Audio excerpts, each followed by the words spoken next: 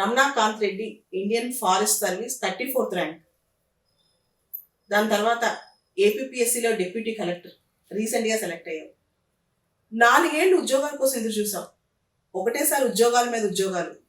ఏమనిపిస్తుంది రమణ అంటే last year ఇదే రోజుకి అంతెందుకు, లాస్ట్ మంత్ ఇదే రోజుకి కూడా చేతులు ఏమీ లేదు, జీవితం ఏమైపోతుందో అనే tension. 4 years 5 years competitive exams మీద ఇన్వెస్ట్ చేసాం. అట్లాంటి టైంలో ఒకటేసారి 2 ఉద్యోగాలు. ఒకటేమో Indian forest service all India 34th rank, ఇంకోటేమో ఏపీపీఎస్సీలో డిప్యూటీ కలెక్టర్. నీకేమనిపిస్తుంది ఇప్పుడు? చాలా అంటే చాలా ఆనందంగా ఉంది, అది చెప్పలేనంత ఆనందం. ఒకటి నాకు వచ్చినందుకు నాకు సొంతంగా ఉన్న ఆనందం, రెండోది నాకు ఫైనల్ గా లైఫ్ లో ఒక జాబ్ ఉంది, సెటిల్ అవబోతున్నాడు అని మా పేరెంట్స్ కళ్ళల్లో చూసే ఆనందం నాకు ఇంకా రెట్టింపు ఆనందాన్ని ఇస్తుంది. రమణ, సివిల్స్ లో కంటిన్యూస్గా మెయిన్స్ రాశారు. చాలాసార్లు మెయిన్స్కి వెళ్తాం, కొన్ని మార్క్స్తో ఇంటర్వ్యూకి పోవటం, ఇంటర్వ్యూకి పిలుపు రాకపోవటం. అండ్ ఈ సంవత్సరం ఇంటర్వ్యూ దాకా వెళ్ళావు సివిల్స్లో. కానీ సివిల్స్ ఇంటర్వ్యూ పోయాక కొద్ది రోజుల్లో ఫారెస్ట్ ఇంటర్వ్యూకి వెళ్ళి దానిలో ఆల్మోస్ట్ టాప్ ర్యాంక్ అంటే 300 మార్కులు 210 మార్కులు తెచ్చుకున్నావు ఫారెస్ట్ సర్వీస్ ఇంటర్వ్యూలో. నీ సీక్రెట్ ఏంటి అసలు? అన్నిసార్లు ఎప్పుడు రాసిన ఫిలిమ్స్ ఎలా పాస్ అయ్యారన్నా నువ్వు? మ్యామ్, ఫస్ట్ నేను ఓవరాల్గా 5 times ఇప్పటి వరకు ప్రిలిమ్స్ ఇచ్చాను. మొదటి అటెంప్ట్లో నా ప్రిలిమ్స్ చాలా దారుణంగా పోయింది. దాదాపు 20 మార్కుల కంటే ఎక్కువ మార్జిన్తో నేను కట్ ఆఫ్ మిస్ అయ్యాను. సో అప్పుడు నేను తెలుసుకున్నాను, ఇది నాలెడ్జ్ ఒక్కటి ఉంటే సరిపోదు ప్రిలిమ్స్కి. ముఖ్యంగా నాలెడ్జ్తో పాటు ఇంకొన్ని ఎక్స్ట్రాగా మనకు కొన్ని టెక్నిక్స్, కొన్ని సాల్వ్ చేసే విధానం, ఆ ఐడియా ఉండాలి, ఆ టెక్నిక్ ఉండాలి. ఒక క్రికెట్ ప్లేయర్కి ఏ విధంగా అయితే టెక్స్ట్ బుక్ నాలెడ్జ్తో పాటు కొన్ని ప్లే చేసే టెక్నిక్ ఉండాలి, అది ఉండాలి అని తెలుసుకొని నెక్స్ట్ అటెంప్ట్ నుంచి I started working on that technique. ముఖ్యంగా నేను ప్రీవియస్ ఇయర్ క్వశ్చన్స్ ఎక్కువ చేసేవాడిని. ఎలా వీళ్ళు క్వశ్చన్స్ మనల్ని సెట్ చేస్తున్నారు, ఏ రకంగా మనము తక్కువ నాలెడ్జ్తో అయినా వీటిని కరెక్ట్ చేయొచ్చు అన్న విధానం మీద ఎక్కువ ఫోకస్ చేశాను. అంటే చాలా సార్లు forest service films, civil services films clear చేయడానికి కారణం ఎక్కువగా ప్రాక్టీస్ పేపర్స్ చేయడం. ఖచ్చితంగా టెక్నిక్స్ తెలుసుకోవడం. ముఖ్యంగా ప్రీవియస్ ఇయర్ క్వశ్చన్స్ తప్పకుండా అన్ని సబ్జెక్ట్స్. నేను ముఖ్యంగా ఏదైతే వీక్ ఉంటానో, ఉదాహరణకి నేను హిస్టరీలో కొద్దిగా వీక్, సో నేను ఏం చేసేవాడిని అంటే ప్రీవియస్ ఇయర్ క్వశ్చన్స్ తో ఆగకుండా సిడిఎస్, సిఏపిఎఫ్ లాంటి పరీక్షల్లో కూడా, ఎందుకంటే అది కూడా యూపీఎస్సీ కండక్ట్ చేస్తుంది కాబట్టి అందులో కూడా హిస్టరీ క్వశ్చన్స్ చేసేవాడిని. జనరల్ గా సివిల్స్ కట్ ఆఫ్ కంటే ఫారెస్ట్ కట్ ఆఫ్ ఎక్కువ ఉంటుంది. నువ్వు ఫారెస్ట్ కట్ ఆఫ్ దాటుతున్నావు అంటే నువ్వు గ్రేట్ రమణ అసలు. మేము అంటే ఇదంతా కూడా నాలాగానే ఎంతో మంది సేమ్ నాలెడ్జ్ ఉన్న వాళ్ళం ఉంటాం. కాకపోతే జస్ట్ ఆ టెక్నిక్స్ ఒకటి తెలుసుకోవడం వల్ల నాకు అలా కలిసి వస్తుంది ఎవ్రీ ఇయర్. రమణాకాంత్ రెడ్డి కదా, కడప రాయలసీమ బ్లడ్ ఏమన్నా రక్తంలో ఉందా? లేదు మ్యామ్, అలా ఏం లేదు మ్యామ్. అంటే కడపలో పుట్టి పెరిగాను, పౌరుషం లేదు మ్యామ్. అలా మామూలుగా సినిమాల్లో చూపించేట్లు అలా అయితే ఏం లేదు. I'm very humble person. నాకు అంటే అలా పౌరుషాలు, రోషాలు అలాంటివి లేవన్నమాట. సో నేను 2018 నుంచి వస్తున్నాను. యు ఆర్ ఇంటూ సివిల్స్కి ముందు ఢిల్లీలో ఐఐటీలో బీటెక్ చేసావు. కడప నుంచి ఢిల్లీ వరకు నీ ప్రస్థానం, ముఖ్యంగా మీ ఫ్యామిలీ మెంబర్స్ నాకు మాట చెప్పారు, 5వ తరగతిలో ఇంట్లోంచి పారిపోయాను, ఫ్రెండ్స్ అందరం తీసేసుకుని చదువుకోవద్దు, ఏదైనా పని చేసుకుని బతుకుదాం అని చెప్పి. అండ్ ఆ టైంలో నీకు అంత ధైర్యం ఎక్కడి నుంచి వచ్చింది? ఇదంతా కడప బ్లడ్ అయినా? కడప బ్లడ్ అలాంటిది ఏం లేదు. నేను చిన్నప్పుడు ముఖ్యంగా ఫస్ట్ సెకండ్ ఆ క్లాస్ లో నేను చాలా అల్లరిగా, చదువు అంటే ఇంట్రెస్ట్ లేకుండా ఎప్పుడు ఫ్రెండ్స్ తో ఆడుకుంటూ ఏదో ఒకటి అరుస్తూ ఇంట్లో గొడవ పడుతూ ఉండేవాడిని. సో అంటే మా అన్నయ్య చాలా బాగా చదివేవాడు. సో ఎప్పుడు చూసినా 5th క్లాస్, నేను 4th 5th లో ఉన్నప్పుడు మా అన్నయ్య నాకంటే 2 సంవత్సరాలు పెద్ద. అన్నయ్య ఎప్పుడు క్లాస్ లో టాప్ వచ్చేవాడు. నేను ఇన్ఫాక్ట్ చిన్నప్పుడు ఒక క్లాస్ లో ఫెయిల్ కూడా అయ్యాను. మా మమ్మీ వెళ్ళి రిక్వెస్ట్ చేస్తే ప్రిన్సిపల్ గారు మా మమ్మీ పూచి మీద నన్ను పాస్ చేశారు ఆ సంవత్సరం. సో అలా ఉన్నప్పుడు 5th క్లాస్ లో నాకు ఒక స్టేజ్ లో ఎందుకో వెళ్ళిపోదాము, వెళ్ళి మనము బయటికి వెళ్ళేసి మన పని చేసుకుని బ్రతుకుదామని ఎందుకో ఆ టైంలో అలా అనిపించి నాలాంటి ఆలోచనలు ఉన్న ఇంకొక 5 మందిని తీసుకొని అప్పుడు ఇంటి నుంచి అయితే స్కూల్ అయిపోయి పారిపోయావు. తర్వాత భయం అయితే ఏం వేయలేదు. పారిపోయిన తర్వాత నాతో పాటు వచ్చిన కొంతమంది పేరెంట్స్ మిస్ అవుతున్నాం అలా ఇలా అనేసరికి నాకు ఎందుకు అరే నేను కూడా ఒకసారి ఇంట్లో వాళ్ళని చూడాలనిపించి అలా రిటర్న్ వచ్చాము. రిటర్న్ రాగానే ఇంట్లో ఇప్పుడు కూడా నాకు ఇంకా మెమరీ చాలా బాగా గుర్తుంది. స్కూల్కి వెళ్ళాం డైరెక్ట్ గా. నైట్ 7-8 o'clock అవుతుంది. అందరూ 6 ఫ్యామిలీస్ అక్కడ ఉన్నాయి. అందరూ వాళ్ళ ప్రిన్సిపల్ అందరినీ కొట్టాడు, 5 మంది, నన్ను తప్ప. నువ్వు గ్యాంగ్ లీడర్ కదా. అంటే నన్ను ఇంట్లో వాళ్ళు ఏమనకని చెప్పారంట మా ప్రిన్సిపల్ కి. సో నా మీద ఒక్క దెబ్బ కూడా పడలేదు, కానీ నాకు చాలా భయం వేస్తుండే. అందరినీ కొడుతున్నాడు. తర్వాత ఆల్మోస్ట్ కొన్ని డేస్, కొన్ని వీక్స్ నాకు ఇంట్లో వాళ్ళు మాట్లాడలేదు. అండ్ ఆ incident was the main changing incident in my life. అప్పటి నుంచి నేను కాస్త ఎలా ఉండాలి, మనుషులతో ఎలా బిహేవ్ చేయాలి, చదువు అంటే ఏంటి, దాని యూజ్ ఏంటి, అవి కాస్త నేర్చుకోవడం, కొద్దిగా తెలుసుకోవడం మొదలెట్టాను. ఒక ఇన్సిడెంట్ నీకు కొంత మార్చింది అనమాట. చాలా. సరే రమణ, ఐఐటి ఢిల్లీ చదివావు. జనరల్ గా నువ్వు Kadapa family, Reddy family, IIT చదివావు. వెంటనే జాబ్ ఆపర్చునిటీస్ రావటం, తర్వాత తొందరగా పెళ్లి చేసుకోవడం అనుకోవడం, ఇవన్నీ వస్తాయి కదా. ఇవన్నీ పక్కన పెట్టి నువ్వు సివిల్స్ అనే దాని మీద ఎందుకు వచ్చావు అసలు? సో ఇందులో నా ఇంట్రెస్ట్ తో పాటు మా ఫ్యామిలీ ఇంట్రెస్ట్ రెండు ఉన్నాయి మేడం. మా ఫాదర్ ఇప్పుడు గవర్నమెంట్ లెక్చరర్ గా చేస్తున్నారు ఇంటర్మీడియట్ కాలేజ్. మీ ఫాదర్ పేరేంటి? రమణారెడ్డి. తన పేరు కూడా రమణారెడ్డి. సేమ్ నీ పేరు, ఫాదర్ పేరు అదలా? కొడుకు పేరు, తండ్రి పేరు ఒకటే? నాకు ఇనిషియల్ గా వేరే పేరు పెట్టారు మ్యామ్ చిన్నప్పుడు. బట్ అప్పుడు నాకు ఆరోగ్యం బాగాలేకపోతే ఎవరి దగ్గర చూపిస్తే వాళ్ళు మీ పేరుతో కలిసేలాగా ఉండాలి అని చెప్పడం వల్ల నాన్న పేరు రమణారెడ్డి అయితే నా పేరు రమణాకాంత్ రెడ్డి అని పెట్టేశారు. సో ఇద్దరిది మోరాల్ సిమిలర్ నేమ్ ఉంటుంది. తర్వాత మా ఫాదర్ తన యూత్ గా ఉన్నప్పుడు తను జాబ్ జాయిన్ అవ్వక ముందు Group 1 రాశారు మేము Andhra Pradesh public service commission. In fact అప్పుడు ప్రిలిమ్స్ కూడా క్లియర్ అయింది. కాకపోతే తర్వాత మ్యారేజ్ అవ్వడం, సో మెయిన్స్ ఇవ్వలేకపోవడం, సో అదొక డిస్టెంట్ డ్రీమ్ గా మిగిలిపోయింది. మదర్ పేరు లక్ష్మీనారాయణ, హౌస్ వైఫ్. నాకు ఒక బ్రదర్ అన్నయ్య ఉన్నారు. సో ఇప్పుడు అలా మా నాన్నకు మిగిలిపోయిన డ్రీమ్. అంటే అలానే ఎప్పుడు నన్ను రుద్దలేదు, నువ్వు ఖచ్చితంగా సివిల్స్ చెయ్యి లేదా గ్రూప్స్ రాయి. సో నేను బీటెక్ ఐఐటి ఢిల్లీ అనగానే మా నాన్న హ్యాపీగా ఓకే వెళ్ళు, ఒక ఛాన్స్ ఉంది కదా ఢిల్లీకి వెళ్తే కోచింగ్ తీసుకుని మా వాడు చదువుతాడేమో అని ఒక ఇంట్రెస్ట్ తప్ప నన్ను ఎప్పుడు ఢిల్లీకి వెళ్ళని పుష్ చేయలేదు. అది నేను తీసుకున్న డెసిషన్. రమణ, సక్సెస్ వచ్చిన తర్వాత అందరూ అంటే ప్రతి ఒక్కళ్ళు దానికి మేము కారణం అని చెప్తూ ఉంటారు. ఒక మనిషి సక్సెస్ చుట్టూ ప్రపంచం మొత్తం తిరుగుతుంటుంది. నువ్వు 4 ఏళ్ళు కంటిన్యూస్ ఫెయిల్యూర్స్ చూసావు, వెంటనే సక్సెస్ చూస్తున్నావు ఇప్పుడు. సో ఫెయిల్యూర్ ఉన్నప్పుడు నీ లైఫ్ ఎలా ఉంది, ఎవరో నీతో ఉన్నారు, సక్సెస్ వచ్చాక నీ లైఫ్ ఎలా ఉంది, అసలు సివిల్స్ అనే ప్రస్థానంలో ట్రూగా నీకు సహాయం చేసిన వాళ్ళు ఎవరు? సో దీంతో నేను ఫస్ట్ వచ్చేసి నేను నా కాలేజ్ ఎండింగ్ నుంచి స్టార్ట్ చేశాను. 2016 అవ్వగానే నాకు ఆల్రెడీ బీటెక్ మెకానికల్ ఇంజనీరింగ్ లో డిగ్రీ చేశాను. 3rd year లో ఇంటర్న్షిప్ చేశాను డైకిన్ ఎయిర్ కండిషనర్స్ లో. అంటే ఆ కంపెనీలో జపాన్ హెడ్ ఆఫీస్ లో ఇంటర్న్షిప్ చేశాను. నా వర్క్ నచ్చి వాళ్ళు నాకు ఆఫర్ ఇచ్చారు. నేను యాక్సెప్ట్ చేసి 4 years అవ్వగానే జపాన్ వెళ్ళిపోయాను. సో అక్కడ లాంగ్వేజ్ నేర్చుకున్నాను. అవును, నేను చాలా సందర్భాల్లో డాఫ్ లో చూసాను జాపనీస్ లాంగ్వేజ్, జాపనీస్ మెథడ్స్. అసలు జపాన్ అంత మంచి ఉద్యోగం వచ్చినప్పుడు నువ్వు వదిలేసి ఎందుకు వచ్చావు? జపాన్ లో నాకు ఇంటర్న్షిప్ చేసినప్పుడు చాలా బాగా నచ్చింది. అంటే అది main reason why I again went for job. But జాబ్కి వెళ్ళినప్పుడు నేను వాళ్ళ లాంగ్వేజ్ నేర్చుకున్నా, కల్చర్ గురించి తెలుసుకున్నా. సో నేను అక్కడ కొన్ని మంత్స్ జాబ్ చేసిన తర్వాత అరే ఫ్యూచర్ ఎలా ఉండబోతుంది అనే ఆ థాట్స్ వచ్చినప్పుడు. లాంగ్వేజ్ బాగా వచ్చా? జాపనీస్ లాంగ్వేజ్ బాగానే వచ్చాను. నేను ఒక క్వశ్చన్ అడగండి. లవింగ్ టోకే సినిమా ఉంది కదా, అవును, దానిలో ఒక పాట ఉంటుంది, సాయనారా సాయనారా కల్ఫీరా ఉంది సాయనారా. సాయనారా అంటే ఏంటి?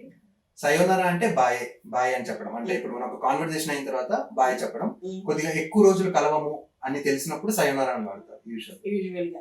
ఓకే, నువ్వు జపాన్ కి సాయనారా చెప్పేసి వచ్చావు అన్నమాట. ఒక రకంగా సయోనరా చెప్పి నేను ఆ రోజు రిజర్వేషన్ తీసుకున్నాను. నేను మళ్ళీ ఇంకొకసారి జపాన్ వస్తే అది ఒక ఆఫీసర్ గానే వస్తాను. అవునా? అంటే నాకు ఫైనల్ ఎగ్జిట్ అవుతున్నప్పుడు నా హెచ్ఆర్ తో ఇంటర్వ్యూ అయింది. ఎంత జీతం వచ్చేది జపాన్ లో జాబ్ చేసేటప్పుడు?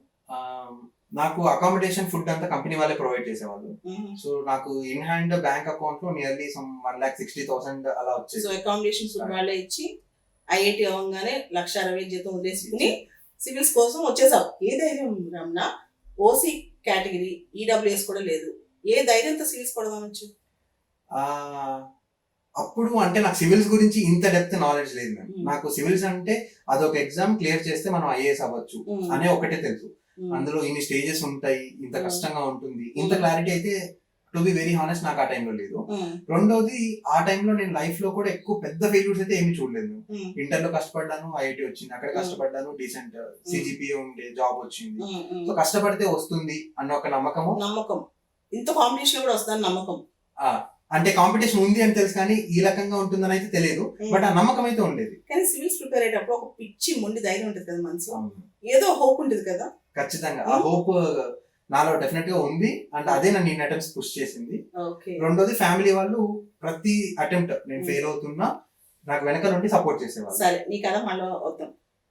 జపాన్ లో జాబ్ చేసావు, తర్వాత సివిల్స్ లో నీకు ట్రూగా అసలు నీ పాత ఏంటి, ఎవరెవరు సహాయపడ్డారు? సో జపాన్ నుంచి రాగానే నాతో పాటు ఒక ఫ్రెండ్ ఉండేవాడు, ఆ అబ్బాయి శేషు అని. అదే సంవత్సరం నేను జాబ్ కి వెళ్ళాక ఆ అబ్బాయి వెళ్లకుండా కూర్చొని అదే అటెంప్ట్ లో ఈ గాట్ IRS. సో తను ఇనిషియల్ గా గైడ్ చేసేవాడు. నేను రాగానే ఢిల్లీలో కోచింగ్ తీసుకున్నాను. So Vajiram and Ravi institute లో 1 year కోచింగ్ తీసుకొని మొదటి అటెంప్ట్ అక్కడే ప్రిలిమ్స్ ఇచ్చాను. బట్ అన్ఫార్చునేట్లీ ప్రిలిమ్స్ అవ్వలేదు. ఢిల్లీలోనే రాశాను, అవ్వలేదు. ఇంకా విత్ ఇన్ ఏ మంత్ ఇక్కడ వద్దు, క్లైమేట్, ఫుడ్, కాస్ట్ ఏది కూడా నాకు సహకరించట్లేదు అని వెంటనే ఖాళీ చేసి హైదరాబాద్. నెలలో ఇంట్లో డబ్బులు ఎంత వచ్చేయడం ఢిల్లీకి? ఇనిషియల్ 1.5 year నా ఓన్ సేవింగ్స్ తో నేను ఉన్నాను. జపాన్ లో సంపాదించుకున్న 4 నెలలు సంపాదించుకున్న డబ్బులతో చేశాను. 4 నెలలు సంపాదించుకున్న డబ్బులతో ఇనిషియల్ 1.5 year నేనే గడిపాను. తర్వాత ఇంట్లో ఇంకా డాడీని అడిగి తీసుకునేవాడు. సో హైదరాబాద్ రాగానే ఫస్ట్ 2018 ఆగస్ట్ లో నేను ఇక్కడ స్టార్ట్ చేశాను ప్రిపరేషన్. వచ్చిన 1 month లోనే ఇక్కడ మీ దగ్గర సిఎస్బి అకాడమీకి వచ్చి నేను మెయిన్స్ టెస్ట్ సిరీస్ జాయిన్ అయ్యాను. ప్రిలిమ్స్ పోయింది, కాకపోతే ఏదో ఒకసారి నేను ఐఏఎస్ అవ్వాలి అంటే నాకు మెయిన్స్ స్ట్రాంగ్ అంటే అప్పటికి కూడా నాకు ఆ మెమొరీ. ఒక అబ్బాయి ఎగ్జామ్ రాసాడు కానీ నాకు అంత క్లోజ్ కాదు, ఇప్పటికి దాన్ని సారీ ఫీల్ అవుతాను. లేదు మ్యామ్, నేను కూడా అంటే కాస్త సిగ్గు పడేవాడిని. వెళ్ళి ఇంటరాక్ట్ అవ్వాలంటే అమ్మో నాతో ఇంటరాక్షన్ ఏమంటారు, నా నాలెడ్జ్ టెస్ట్ చేస్తారు, నేను అంత సూటబుల్ కాదేమో అని చిన్న భయం ఉండేది ఎక్కడో ఫస్ట్ లో. సో నేను కూడా యాక్టివ్ గా ఎప్పుడు వచ్చి ఇంటరాక్ట్ అవ్వాలంటే భయపడేవాడిని, సిగ్గుపడుతూ ఉండేవాడిని. టెస్ట్ రాసి వెంటనే వెళ్ళిపోయేవాడిని. So mains test series join అయ్యాను 2018 లో.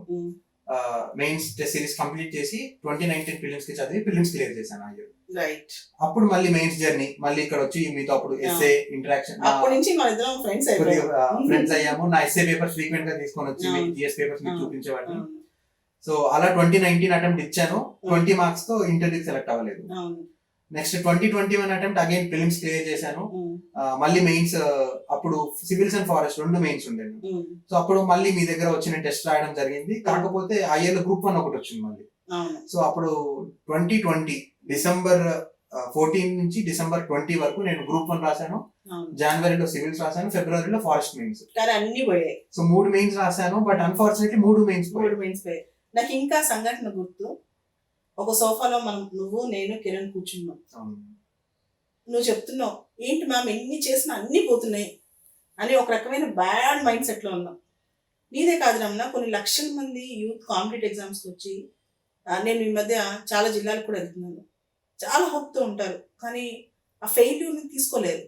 ఆ టైంలో నీ మానసిక పరిస్థితి ఎలా ఉంది, కానీ దాన్ని తట్టుకుని ఇప్పుడు సక్సెస్ ఎలా సాధించావు రమణ? మీరు అన్నట్లు ఆ ఇన్సిడెంట్ నాకు ఇంకా గుర్తుంది. ఆ 3 మెయిన్స్ ముఖ్యంగా ఆఖరిగా వచ్చింది ఫారెస్ట్ సర్వీస్ రిజల్ట్. ఆ మెయిన్స్ పోగానే నేను వచ్చి మీతో అప్పుడు మాట్లాడుతుంటే మీరు అన్నారు, రమణ ఇంకొకసారి గట్టిగా చదువు, ఒక్కసారి రిజల్ట్ వస్తే నువ్వు ఇవన్నీ మర్చిపోతావు అంటే. రమణ నేను అన్ని మాటలలో చెప్పాను కానీ నాకు ఆ రోజు మనసులో సంఘర్షణ చెప్తాను. ఒక 26 years యంగ్ గ్రాడ్యుయేట్ ఐఐటి చదివి సివిల్స్తో ఫారెస్ట్ సర్వీస్ ఎగ్జామ్తో మెయిన్స్తో పోరాడి అన్ని పరీక్షల్లో మెయిన్స్ దాకా వెళ్ళి మెయిన్స్లో ఒకటేసారి అన్నిట్లో సక్సెస్ కాలేకుండా ఉన్న వ్యక్తితో తనకి ఏ విధంగా మనం సమాధానం చెప్పాలి, తను ఏ విధంగా సంజాయించాలి అనేది నాకు అర్థం కాలేదు. అండ్ నిజంగా రమణ నీ అంత టాలెంటెడ్ చాలా రేరుగా ఉంటుంది, కానీ ఇంత టాలెంట్ ఉన్న యూపీఎస్సీలో కానీ స్టేట్ పబ్లిక్ సర్వీస్ కమిషన్ కానీ రకరకాల ఫ్యాక్టర్స్ వర్కౌట్ అవ్వాలి. అది వర్కౌట్ అయ్యేదాకా మనం తలుపు తడుతూనే ఉండాలి. దాన్ని నీ జీవితం ఒక ఎగ్జాంపుల్. అంటే 4 ఏళ్ళ ఈ కష్టం, ఒకటేసారి ఉద్యోగాల మీద ఉద్యోగాలు, ఇండియాలో ఫారెస్ట్ సర్వీస్లో 34వ ర్యాంకు, తర్వాత ఏపీఎస్సీలో డిప్యూటీ కలెక్టర్, ఆల్మోస్ట్ ఓసీలో సెలెక్ట్ అయ్యాలంటే టాప్ 20లోనే ఉంటాను, టాప్ 13లో ఉంటాను, టాప్ 13లో. అమ్మో నాకు భయం వేస్తుంది, నేను రాసిన వచ్చేది కాదేమో. సో ఒక ఇంత కష్టం తర్వాత రిజల్ట్ వచ్చిన మరుక్షణం నీకేమనిపించింది? బాగా వర్షం పడుతుంది హైదరాబాద్లో, కడపలో ఆ టైంలో. నువ్వు కడపలో మీ నాన్నతో ఉన్నావు వెళ్ళావు లాస్ట్ మినిట్ కదా, రిజల్ట్ వచ్చే టైం భరించలేక, ఎందుకంటే అప్పుడే సివిల్స్ రిజల్ట్స్ వచ్చున్నాయి, నువ్వు ఇంటర్వ్యూ దాకా వెళ్ళావు, ఇంటర్వ్యూలో సివిల్స్ అవ్వలేదు, అదొక బ్యాడ్ లక్, కానీ మీ నాన్నతో స్పెండ్ చేద్దామని అంటే ఫారెస్ట్ సర్వీస్ రిజల్ట్స్ వచ్చేటప్పుడు మీ నాన్న దగ్గర ఉన్నావు, నీ ఫస్ట్ ఉద్యోగం నీకు తెలిసేటప్పుడు రిజల్ట్ రాగానే ఎలా ఫీల్ అయ్యావు? మీరు అన్నట్లు సివిల్స్ రానప్పుడు నాన్న చాలా సాడ్ గా ఫీల్ అయ్యారు, నేను చాలా బాధలో ఉన్నా, నా బాధను చూసి ఇంకా బాధపడుతున్నా పేరెంట్స్ ఇద్దరు. సో ఫారెస్ట్ కి ఎలా తిరిగి ఇంట్లోనే ఉండాలని మమ్మీ కండిషన్ పెట్టేసింది. సో ఇంట్లో ఉన్నాను, నాన్నకు ఆల్రెడీ ఫీవర్ స్టార్ట్ అయింది, నా రిజల్ట్ వస్తుంది అనగానే నాన్న కాస్త టెన్స్ అయ్యారు, ఫీవర్ తో పడుకొని ఉన్నారు. మధ్యాహ్నం అరౌండ్ 2:30 2:40 రిజల్ట్ వచ్చింది. సో రాగానే నా ఫ్రెండ్ సుధీర్ ఫోన్ చేసి చెప్పాడు, నాకు కూడా తనే చెప్పాడు, రమణ రిజల్ట్ వచ్చింది నీకు 34th ర్యాంక్ అంటే. నేను నమ్మలేదు, సుధీర్ జోక్ చేయకు ఇటువంటి అన్నా, లేదు నువ్వు కావాలంటే చెక్ చేసుకో రమణ అంటే, వెంటనే చెక్ చేసుకోగానే ఇంకా నేను ఒక్క మాట కూడా మాట్లాడుకుని డైరెక్ట్ నిద్రపోతున్న నాన్న లేపి నాన్న 34th వచ్చేసింది అన్నాను. ఇంకా నాన్నకు ఒక 10 నిమిషాలు నోట్లో నుంచి మాట రాలేదు, చాలా ఎమోషనల్ అయిపోయారు. రిజల్ట్ వస్తుందని తెలిసి మీ నాన్నగారికి జ్వరం వచ్చిందండి కదా రోజు? అవును, సో ఫీవర్ వచ్చి పడుకొని ఉన్నారు. ఇన్ఫాక్ట్ నేను నిద్ర లేపి చెప్పగానే నాన్న అసలు నమ్మలేక ఎమోషనల్ అయిపోయారు చాలా. అన్నయ్య నాన్న అందరు ఎమోషనల్ అయిపోయారు. ఇంకా అసలు ఒక 10 minutes ఎవరు మాట్లాడలేకపోయారు. తర్వాత ఇంకా ఫుల్ ఫోన్స్ మీద ఫోన్స్, బంధువుల నుండి ఫ్రెండ్స్ నుండి. ఇంకా ఆ రోజు నాన్న అయితే ఆనందంతో నిద్రపోలేదు రాత్రంతా. అంటే సక్సెస్ చుట్టూ ప్రపంచం మొత్తం ఉంటుంది, నిజమేనా? నిజమే మేడం. ఫెయిల్యూర్స్ ఉన్నప్పుడు మనతో నిజంగా ఎంతమంది ఉన్నారు రమణ నీ ఫెయిల్యూర్స్ వచ్చినప్పుడు నీతో పాటు నిజంగా నించిన వాళ్ళు ఎంతమంది? ఎందుకంటే నేను చాలా మంది సక్సెస్ఫుల్ సిరీస్ లో చూస్తున్నాను, అంటే ఆ రిజల్ట్ రోజు ఉంటా కానీ మరుసటి రోజు నుంచి నేను కూడా వాళ్ళని ఫాలో అవును. కాకపోతే వాళ్ళ అమ్మ నాన్న అంటే మీ పేరెంట్స్ సహాయం చేయొచ్చు, ప్రతి పేరెంట్స్ సహాయం చేస్తారు. సక్సెస్ వచ్చాక పెద్ద పెద్ద పెళ్లి సంబంధాలు వస్తాయి, అందరు చుట్టుముడతారు, ఎక్కడెక్కడో బంధువులు మేమున్నా అంటూ ముందుకు వచ్చేస్తారు, మేమందరం బంధువులే అని. కానీ నిజంగా నీకు కష్టం వచ్చినప్పుడు ఎంతమంది ఉంటారు? హ్యాండ్ఫుల్ ఆఫ్ పీపుల్ ఉన్నారా? నువ్వు మెయిన్స్ రాసేటప్పుడు, ఇంటర్వ్యూ చేసేటప్పుడు, ఫిల్మ్స్ రాసేటప్పుడు నీతో పాటు ఉన్న కిరణ్ కానీ, నీతో పాటు ఉన్న విశ్వనాథ్ కానీ, నీతో పాటు ఉన్న చంద్రు కానీ, నీతో పాటు ఉన్న రంజిత్ కానీ, వీళ్ళే కదా, సుధీర్ కానీ, ఈ నలుగురు ఎదురే కదా. ఇప్పుడు ప్రపంచం అంత పెద్దదైందే కదా. అంటే ఇక్కడ నేను చెప్పాలనుకుంది ఏంటంటే సక్సెస్ ప్రపంచానికి అయినా కానీ సక్సెస్ చుట్టూ ప్రపంచం ఉంటుంది కాబట్టి ప్రపంచం కోసం మనం సక్సెస్ తెచ్చుకుని చూపించాలి ఒకసారి అనిపిస్తుంది. అంటే మీరు అన్నట్లు ఫెయిల్యూర్ ఉన్నప్పుడు నా చుట్టూ ఉన్న ఒక 4-5 ఫ్రెండ్స్, మెంటర్ గా మీరు, ఇంట్లో నా పేరెంట్స్, ఇంతే మ్యామ్.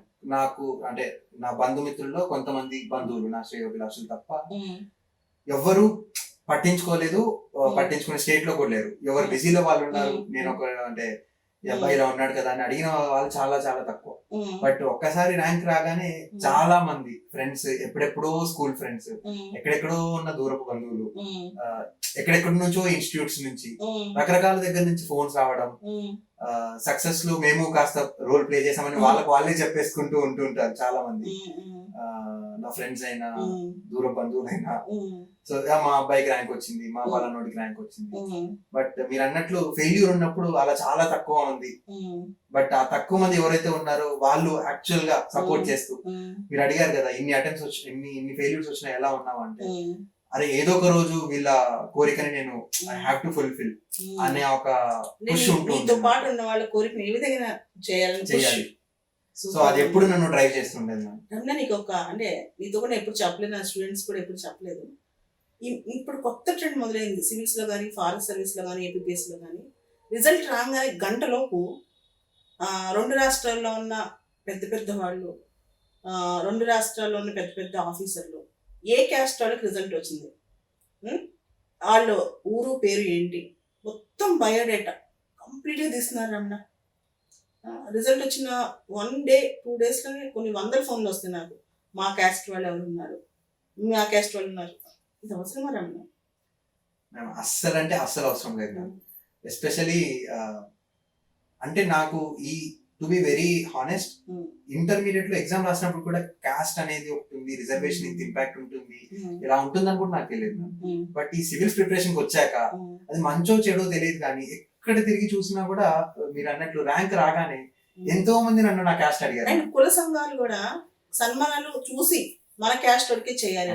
అసలు సక్సెస్ కి కులానికి సంబంధం ఉంది రమణ? అస్సలు మేము అస్సలు అంటే అస్సలు సంబంధం లేదు. సక్సెస్ వచ్చిన తర్వాత ఇటువంటి అన్ని జరుగుతున్నప్పుడు చాలా అప్పుడప్పుడు బాధ అనిపిస్తుంది.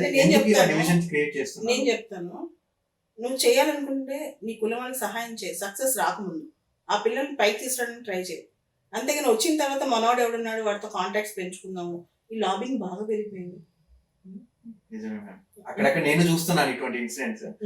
బట్ మీరు అన్నట్లు ఎవరైనా ఇప్పుడు మీకు తెలిసిన వాళ్ళు, సరే మీరు అనుకున్నట్టు మీ సంఘం వాళ్ళు ఎవరైనా అలా ఉన్నారు అంటే వాళ్ళు ఫెయిల్యూర్స్ ఉన్నప్పుడు నిజంగా సహాయం చేస్తే ఖచ్చితంగా వాళ్ళకు యూజ్ అవుతుంది. మీరు అనుకున్నట్టు ఫ్యూచర్ లో మీ సంఘానికి కాస్త హెల్ప్ అవుతుంది.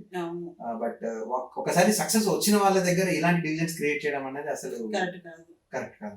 ఓకే రమణ, ఈ 4 ఏళ్ల సివిల్స్ ప్రస్థానంలో నువ్వు నేర్చుకున్నవేంటి అంశాలు? అంటే సివిల్స్ ప్రిపరేషన్ కానీ, ఫారెస్ట్ సర్వీస్ ప్రిపరేషన్ కానీ, group 1 preparation, almost even integrated preparation. చాలా మంది మేడం గ్రూప్ 1 చదవాలా, ఫారెస్ట్ సర్వీస్ చదవాలా, సివిల్స్ చదవాలా అంటారు. అన్ని కలిపి చదివా, ఎలా చదివా చెప్తాను?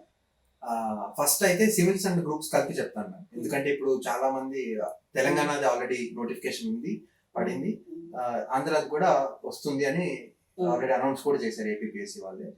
సో చాలా మంది నన్ను కామన్ గా అడిగే క్వశ్చన్, ఎలా నేను ఈ ఇయర్ సివిల్స్ బ్రేక్ తీసుకొని గ్రూప్స్ రాద్దాం అనుకుంటున్నాను, లేదా గ్రూప్స్ వదిలేయడం కరెక్టే అంటారా, ఇలా ప్రశ్న అడిగితే నాకు అన్ని ఒకటే అనిపిస్తుంది. ఒకసారి మీరు సీరియస్ గా మెయిన్స్ కి ప్రిపేర్ అవుతే ఆ నాలెడ్జ్ సరిపోతుంది గ్రూప్స్ రాయడానికి. ఎందుకంటే మీరు లాస్ట్ ఇయర్ ట్రెండ్ చూసినా గ్రూప్స్ క్వశ్చన్ పేపర్స్ కూడా దాదాపు యూపీఎస్సీ స్టాండర్డ్ లోనే ఉంటాయి.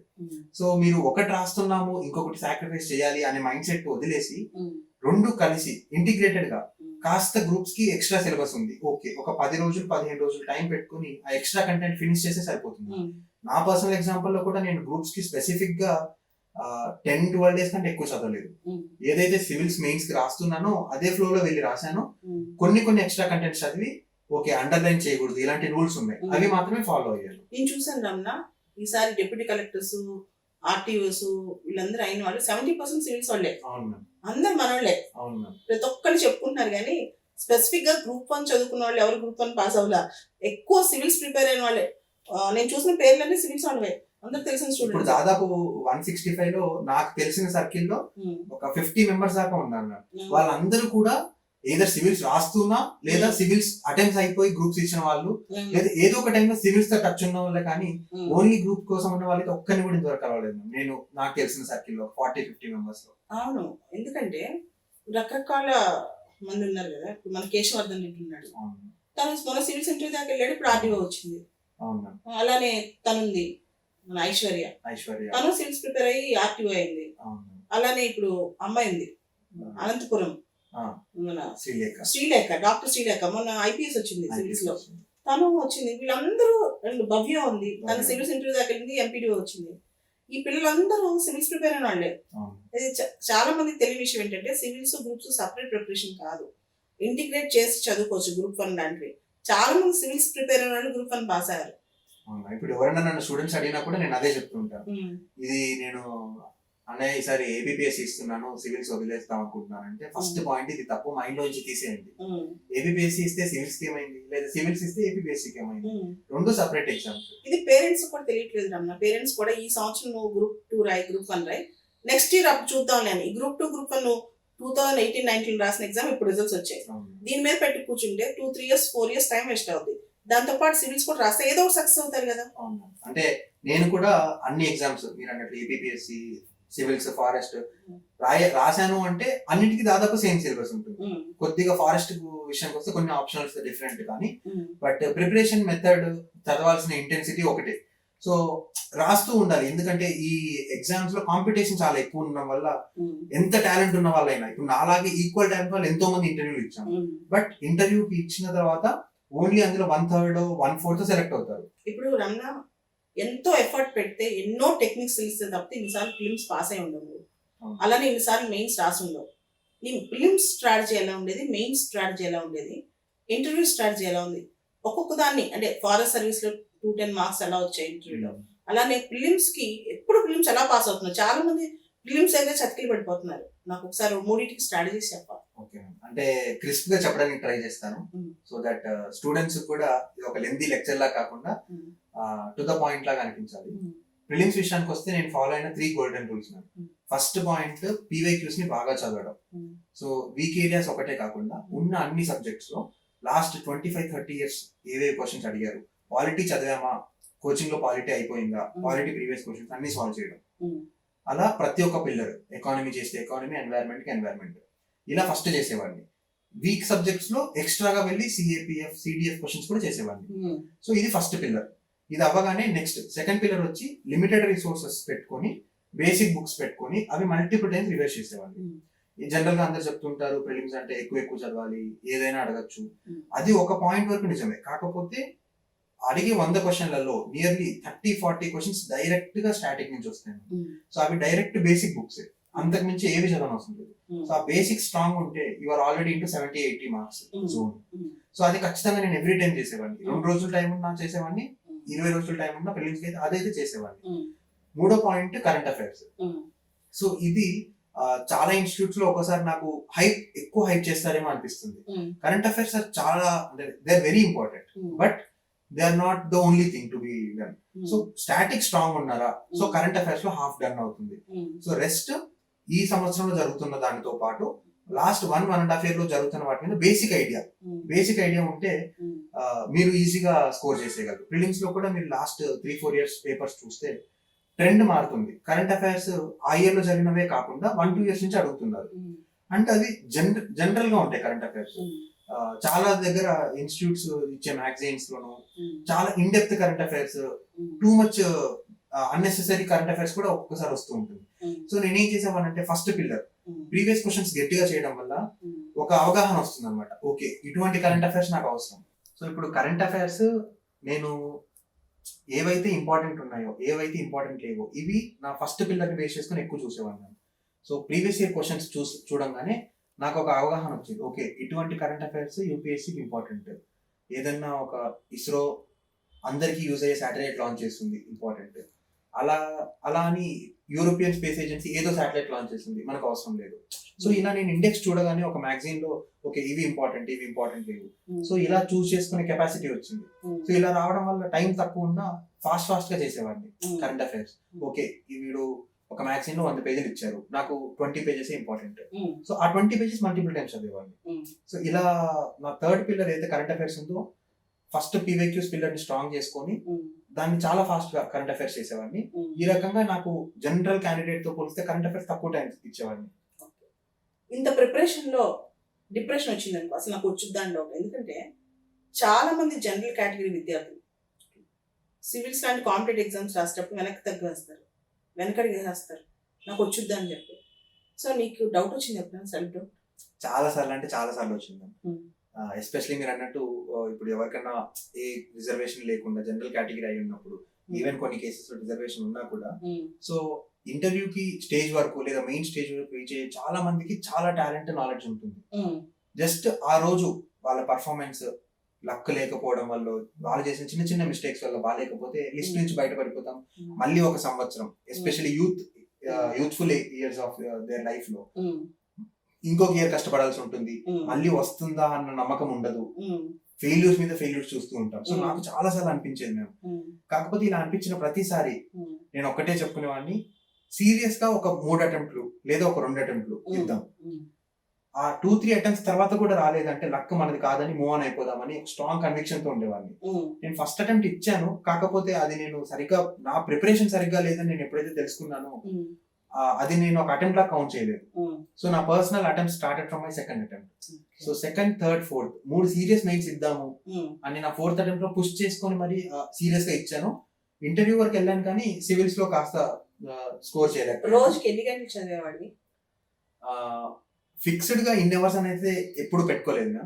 బట్ ఎగ్జామ్ దగ్గరకు వస్తున్నప్పుడు ఆటోమేటిక్ గా ఎక్కువ అవర్స్ చదువు అయ్యేది. కొద్దిగా ఎగ్జామ్స్ అయిన వెంటనే కొన్ని యావరేజ్ ఎన్ని అవర్స్? 8 hours ప్లస్ అయితే ఖచ్చితంగా. చాలా మంది రోజుకి 18 గంటలు చదవాలి, 16 గంటలు చదవాలంటారు. ఆ 18 గంటలు 16 గంటలు అయితే ఎప్పుడు అవ్వలేదు మ్యామ్. ఈవెన్ ఎగ్జామ్ దగ్గరగా ఉన్నప్పుడు కూడా I use to maximum study for 13 hours. Exam దగ్గరగా ఉన్నప్పుడు తప్పదు అన్న కండిషన్స్ లోనే. బట్ యూజువల్ గా అయితే 7 to 8 hours అయితే చేసేవాడిని.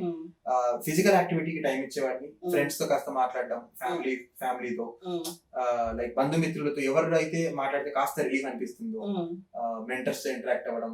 ఫ్రీ టైం దొరికినప్పుడు మీకు బిజీ ఉన్నా కూడా వచ్చి మీకు ఫోన్ చేసి మాట్లాడడం. అంటే మీరు బిజీ ఉన్నారని తెలుసు, కాకపోతే నాకు రిలీఫ్ కోసం కాస్త ఏదో స్ట్రెస్ రిలీఫ్ కోసం ఏదో ఒకటి మాట్లాడేవాడిని. సో అలా కాస్త టైం ప్రతి రోజు నేను సరే, ఇప్పుడు సక్సెస్ వచ్చింది కాబట్టి చెప్తున్నాను. నువ్వు మాట్లాడేటప్పుడు మోనోలాగ్ నువ్వే మాట్లాడేవాడు, ఎదుటోడు మాట్లాడించేవాడు కాదు కదా. అదైతే చాలా మంది అంటూ నువ్వు అనుకుంది ఎదుటోడు అనుకుంది కూడా నువ్వే చెప్పేవాడు. చెప్పేసి నేను సైలెంట్ గా చెప్పేది లేదని గుర్తుందా? చాలా మీతో అలానే చేసాను. ఇంటికి కూడా ఫోన్ చేసినప్పుడు వాళ్ళని మాట్లాడించకుండా నేనే మాట్లాడేసేవాడిని. క్వశ్చన్ నేనే, ఆన్సర్ నేనే అన్ని చెప్పేవాడిని. అన్ని ఫ్రస్ట్రేషన్ అంతా, స్టడీస్ మీద ఉన్న ఫ్రస్ట్రేషన్ అంతా ఈ రకంగా తెచ్చుకున్నాను. అర్థమైంది తెలుసా, ఇది ఫ్రస్ట్రేషన్, మనం ఓపికతో వినాలి అని. అలా చాలా మంది సపోర్ట్ చేశారు మ్యామ్. నా ఫ్రస్ట్రేషన్ అంతా భరించే వాళ్ళు, ఇంట్లో వాళ్ళు కానీ. ఇప్పుడు ఇండియన్ ఫారెస్ట్ సర్వీస్ లో 34th ర్యాంక్ వచ్చింది. APPSC లో డిప్యూటీ కలెక్టర్ అయ్యావు. అండ్ ఈసారి మళ్ళీ సివిల్స్ మెయిన్స్ రాస్తున్నాం. సో మెయిన్స్ పక్కన పెట్టే, ఫారెస్ట్ సర్వీస్ లో డిప్యూటీ కలెక్టర్ లో ఇప్పుడు ఏది చూస్ చేసుకుంటాం? Ma'am to be very honest, రెండు నాకు చాలా ఇష్టమైన జాబ్స్. ఇప్పుడున్న నాలెడ్జ్ తో దేన్ని చూస్ చేసుకోలేని పరిస్థితిలో ఉన్నాను. ఏమో విరాట్ పర్వం సినిమా చూసి ఫారెస్ట్ లో ఉండాలని నీకు నాకు అనిపించచ్చేమో. చూసాను మూవీ, మీతోనే ఆ రోజు చూసాను రామానాయుడు స్టూడియోస్ లో. నాకు పర్సనల్ గా కూడా ఫారెస్ట్ సర్వీస్ చాలా ఇష్టము. And it's an all India service. Work life balance కూడా చాలా బాగుంటుంది. అలానే నాకు IAS ఈక్వల్లీ ఇష్టము. అండ్ డిప్యూటీ కలెక్టర్ అయితే కొన్ని ఇయర్స్ తర్వాత కన్ఫర్ అయ్యే ఛాన్స్ ఉంది. సో కొన్ని ఇయర్స్ ఉందిలే, ఏపీలో ఇప్పుడు చిన్న జిల్లాలు అయిపోయాయి. 7-8 ఏళ్ళలో నువ్వు కలెక్టర్ అయిపోతావు, చక్కగా లోకల్లో ఉంటావు.